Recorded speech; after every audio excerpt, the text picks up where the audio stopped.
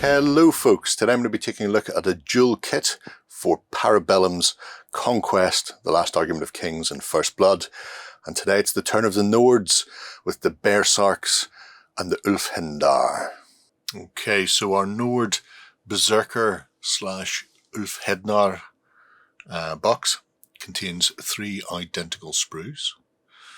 The sprue parts are all numbered individually, and some pieces are also numbered internally.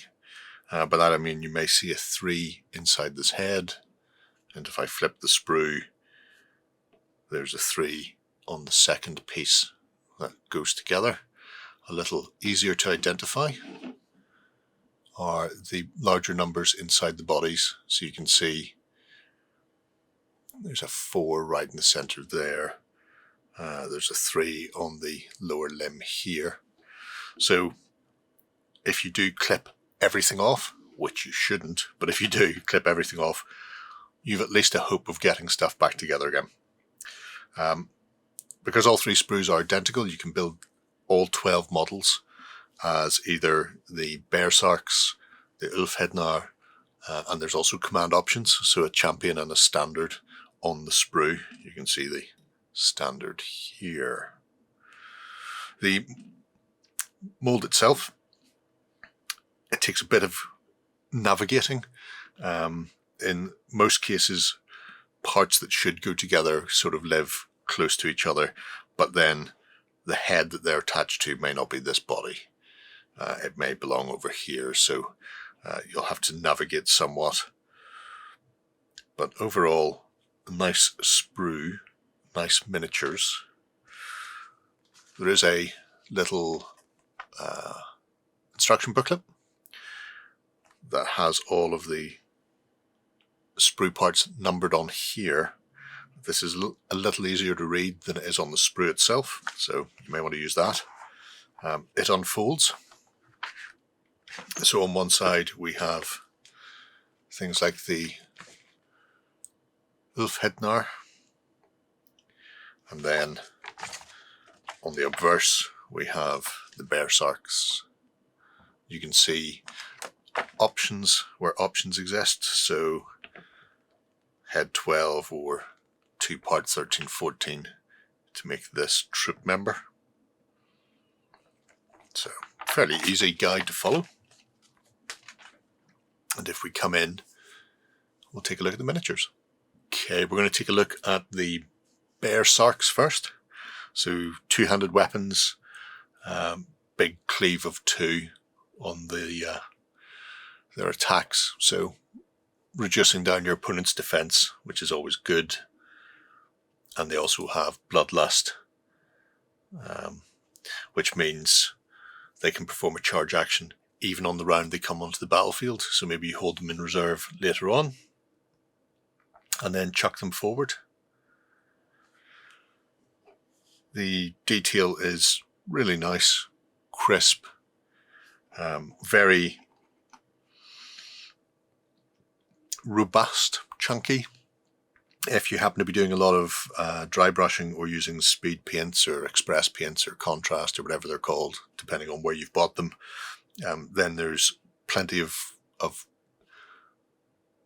extreme detail for the washes to really take effect with, which is what you want, especially trying to get an army painted quickly.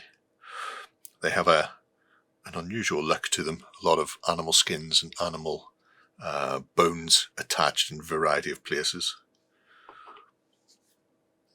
Here's our standard. Again, big bear skin or something of its ilk attached, along with some human skulls who came from God knows where, and Yggdrasil on the banner at the back. Which means you don't need to be able to do freehand to get a nice looking banner. There's a big animal skull. This one actually you could potentially leave the skull off and just have the bear skin, because the face behind it is all sculpted. So some of them, if you do leave the skull off, it has a weird partition.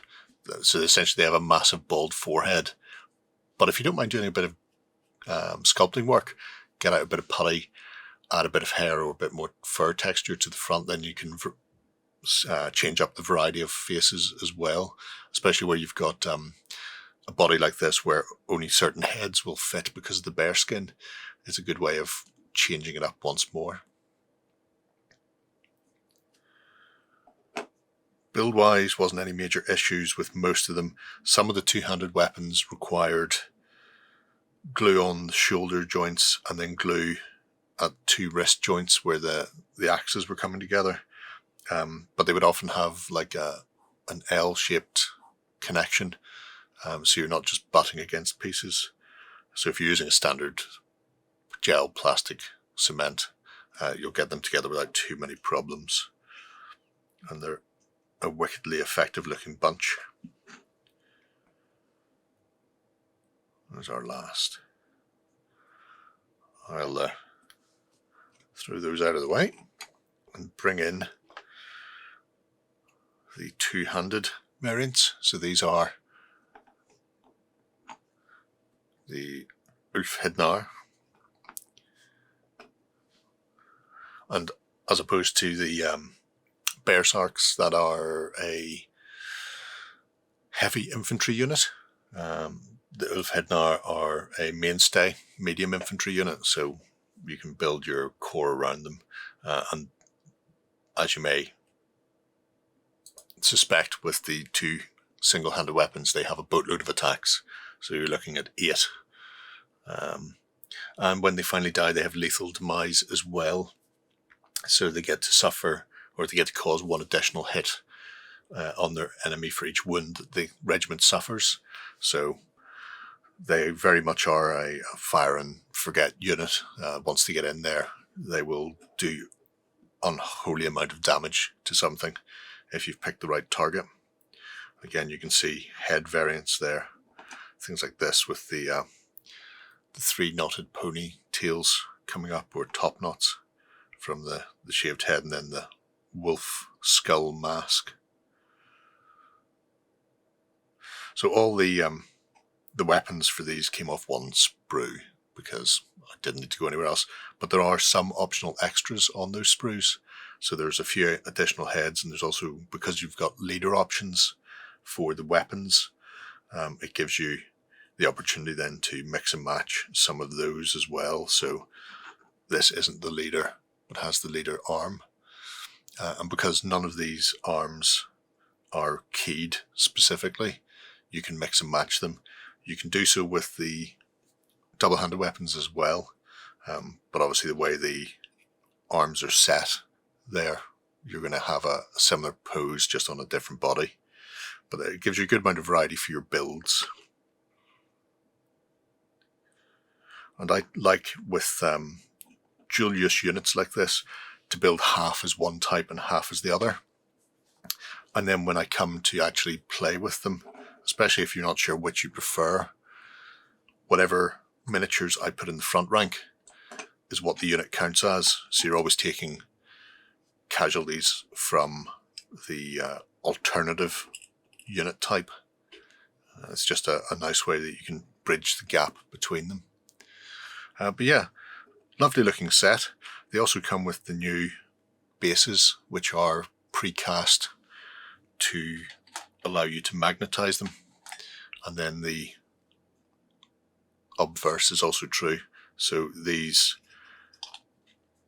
slot in and you can either magnetize them or not, depending on your, well, depending on your life, I suppose. If you want to magnetize all your miniatures, that makes it that much easier, which is nice to see.